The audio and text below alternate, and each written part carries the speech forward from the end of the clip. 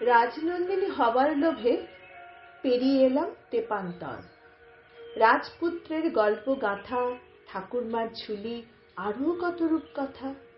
নন্দিনী তবু BA pass, college class, novel কাব্য, মফস্বলের মেয়ে। টুকরো টাকরা কল্পনার ভিড়ে শীর্ষেন্দু আশাপূর্ণা কিংবা জয় গোস্বামী।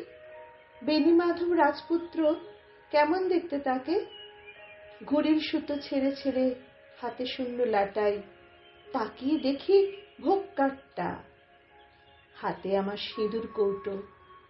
রান্নাঘর, জীবন আলু ভাতে। জীবনযাপন মরু প্রান্তর, কখনো নীল জলাশয়, শুষ্ক ঠোঁটে এক গলা জল, পানকৌড়ি ডুব, পায়ের তলায় চেপটে যাওয়া অতীত আর বর্তমান। ভবিষ্যৎ মাথার উপর তাকিয়ে আছে এক আকাশ মেঘ।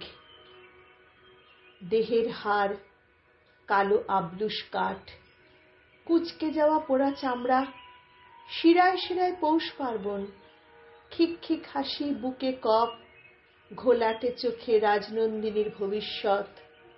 পক্ষীরাজ ঘোড়া, ঠাকুরমার ঝুলি, চতুর্দোলা, চার পেয়ে খাটিয়ায় শেষ যাত্রা অনন্ত লোকের পথে।